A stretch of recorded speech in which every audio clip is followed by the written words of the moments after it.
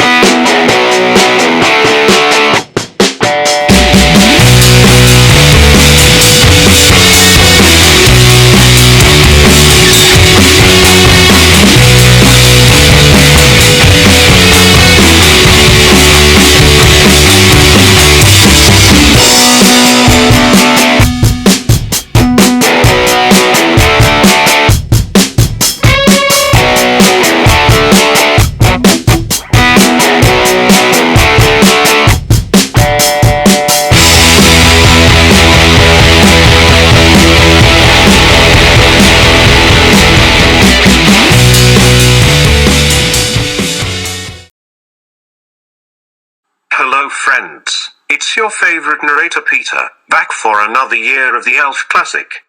I return you to the sailing vessel anytime, as her crew makes their final preparations for the start of the race. Hi YouTube, it's the morning of the race. And where are we sailing to today, Christopher? St. Michael's. St. Michael's. The victory line. How are we getting there? About around Red Can number 4. Red Can number 4, up the Eastern River. Yes. It's going to be fantastic. The Eastern Bay. It's Eastern River. Yes, every year. Eastern Bay. Eastern River, Middle River. Yeah.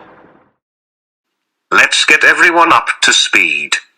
The route for the Elf Classic has the boats sailing from Annapolis to St. Michael's, rounding markers at Bloody Point and in the northern end of Eastern Bay. Now that we have that sorted, let's check in with some of the crew and discuss the journey they have ahead of them. The race, Phil, how are you feeling? I'm feeling ready to go. The winds are building. That's Building. the word. Yeah. Building. We're building to something great here, It's right? an awesome day. Any words of wisdom for our nimble father as he prepares for his journey back to the boat? Sunscreen. Okay. Bananas. Okay. Testing Can you test it? Okay. So you're about to embark on this journey. Where's your mind at right now? And with that, Captain Walt is off to shore for his race briefing. Afterwards, all of the captains will row back to their boats to begin the race.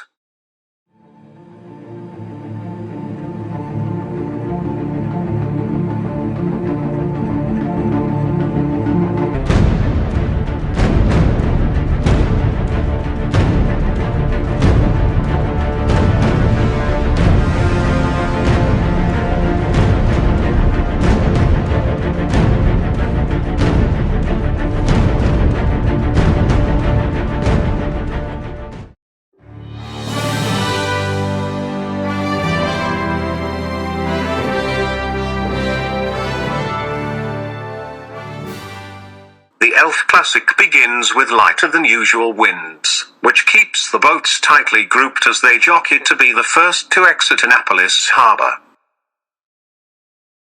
Once the breeze picks up, it does not take long for the boats to separate. Okay, we're first quarter check-in. What are you willing to disclose of our strategy here? Well, our strategy is we're going all the way across the bay. Some of the other competitors have chosen to go on the western side, but I'm choosing to go all the way across, limit my tax. That's about what we got. only time would tell how this strategy would play out, because there was a lot of sailing left to do.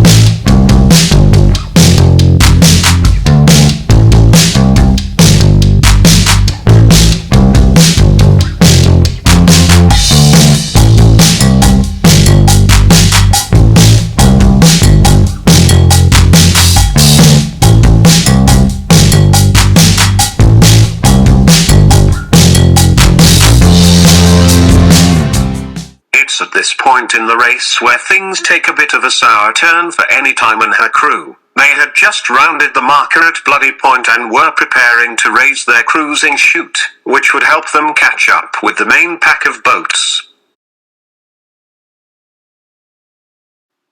There were no issues during their practice the day before, and it really looks as if it would be an easy process.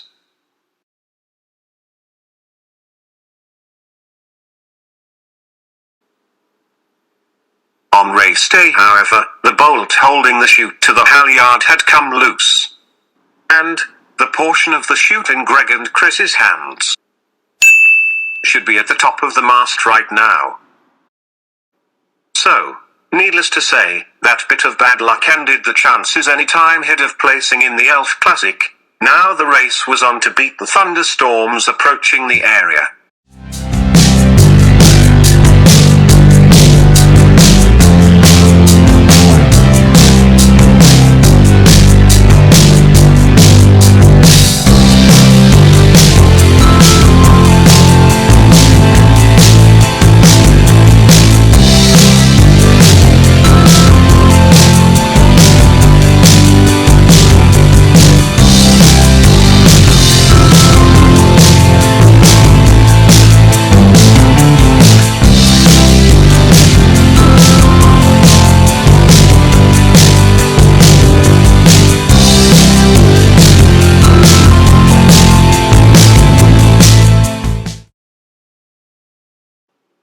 Well, my friends, that brings the 2016 Elf Classic to an end. I think the major takeaway here is that some poor sailing luck spoiled one of the great rowing performances this race has ever seen.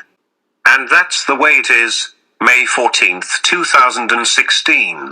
Until next year, remember, a smooth sea never made a skillful sailor.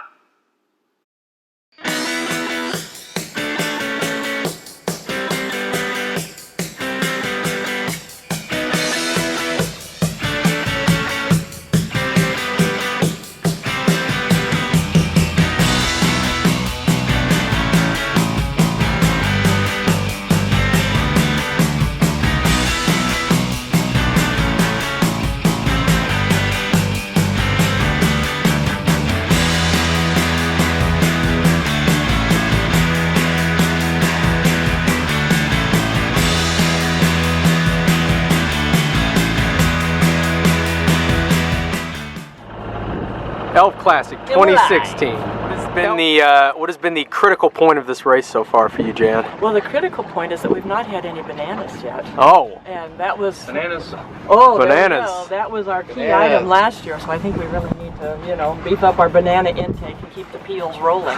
So that would be my input at this point. I chose to wear bright colors this year so that the wind gods and sea gods could identify anytime the boats that they treat as kind. Where did you sleep last night? I slept in the cockpit of a, well, I didn't really sleep. I shivered for about 6 or 7 hours. That's about it, in the cockpit of our boat.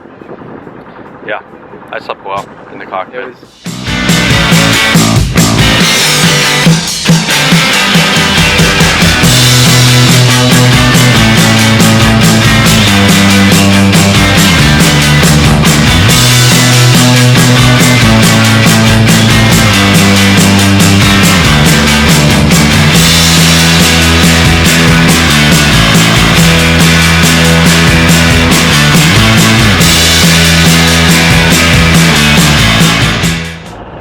Christopher, what day is today?